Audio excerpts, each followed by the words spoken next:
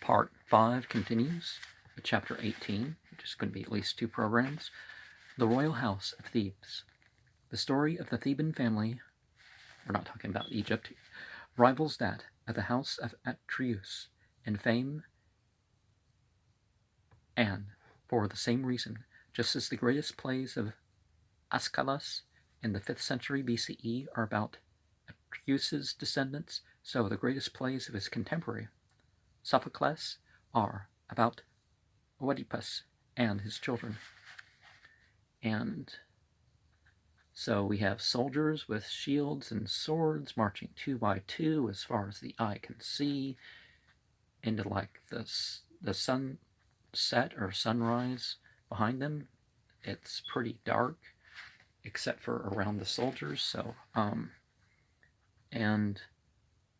but the person leading them doesn't seem so much to be a soldier, but person in the tunic and whatnot carrying this, but I'm not sure whether it's supposed to be a man or a woman.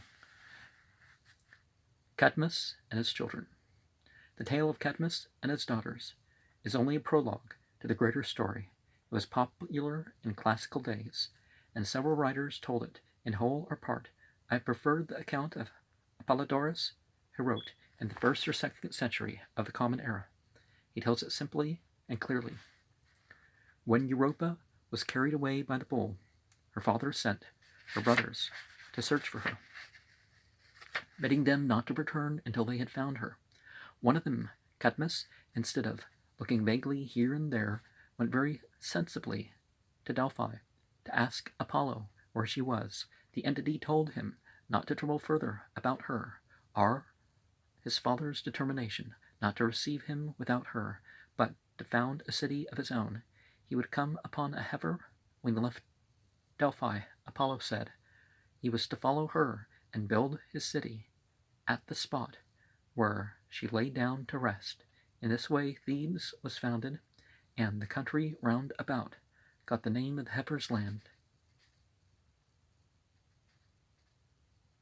Boeotia.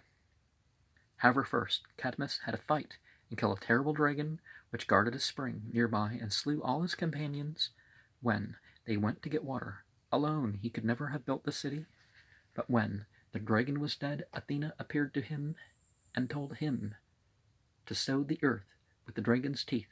He obeyed with no idea what was going to happen, and to his terror saw armed men spring up from the furrows. However, they paid no attention to him, but turned upon each other until all were killed except 5, who Cadmus induced to become his helpers.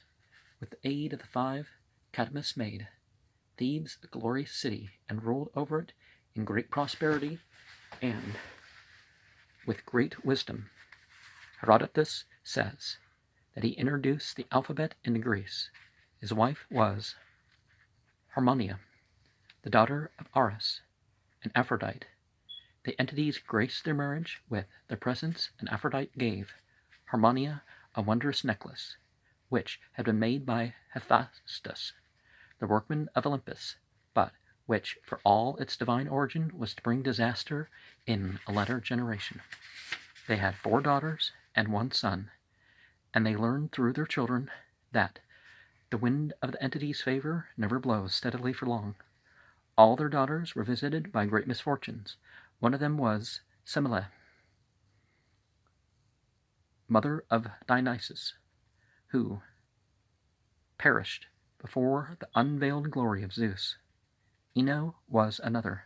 She was the wicked stepmother of Phrixus, the boy who was saved from death by the rams of the golden fleece.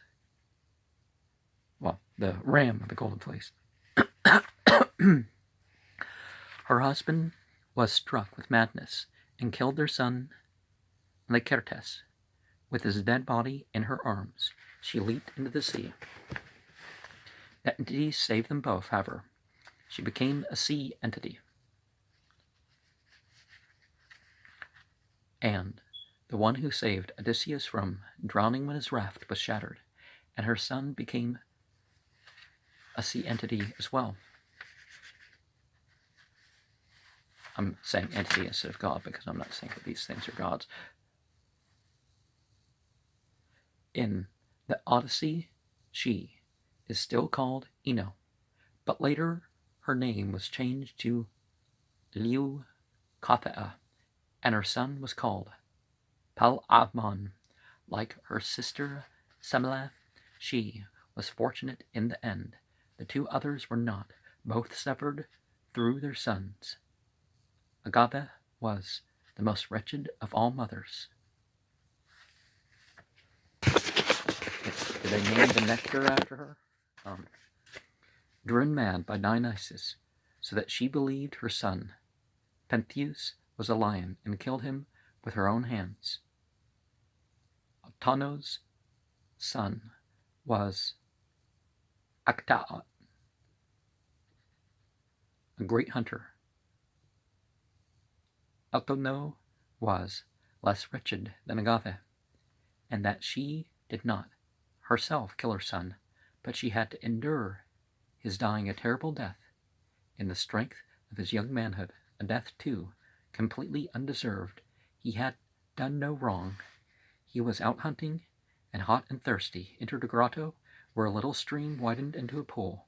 He wanted only to cool himself in the crystal water, but all unknowing he had chanced upon the favorite bathing place of Artemis, and at the very moment when the female entity had let fall her garments and stood in her naked beauty on the water's edge, the offended entity gave not a thought to whether the youth had purposely insulted her or had come there in all innocence. She flung into his face drops from her wet hand. As they fell upon him, he was changed into a stag, not only outwardly. His heart became a deer's heart, and he who had never known fear before was afraid and fled. His dogs saw him running and chased him. Even his agony of terror could not make him swift enough to outstrip the keen-scented pack. They fell upon him, his own faithful hounds, and killed him. Thus great sorrows for their children and grandchildren came upon Cadmus and Harmonia in old age.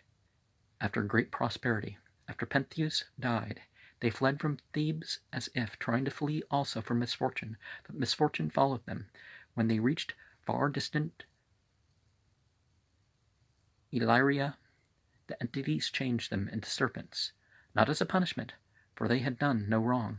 Their fate, indeed, was proof that suffering was not a punishment for wrongdoing. The innocent suffered as often as the guilty. So no gospel prosperity in ancient Greece either. Well, at least not in this aspect.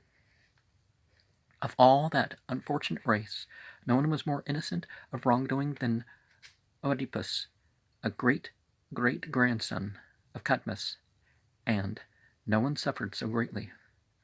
Oedipus. I have taken this story entirely from Sophocles' play of that name, except for the riddle of the Sphinx, which Sophocles merely alludes to. It is given by many writers, always in substantially the same form. King Laïus at Thebes was the third in descent from Cadmus. He married a distant cousin, Jocasta. With their reign, Apollo's oracle at Delphi began to play a leading part in the family fortunes. Apollo was the entity of truth. Whatever the priestess at Delphi said would happen infallibly came to pass. To attempt to act in such a way that the prophecy would be made void was as futile as to set oneself against the decrees of fate. Nevertheless, when the oracle warned Laïus that he would die at the hands of his son, he determined that this should not be. When the child was born, he bound its feet together and had it exposed on a lonely mountain where it must soon die. He felt no more fear. He was sure on this point. He could foretell the future better than that entity. His folly was not brought home to him. He was killed indeed, but he thought the men who attacked him was a stranger. He never knew that in his death He had proved Apollo's truth.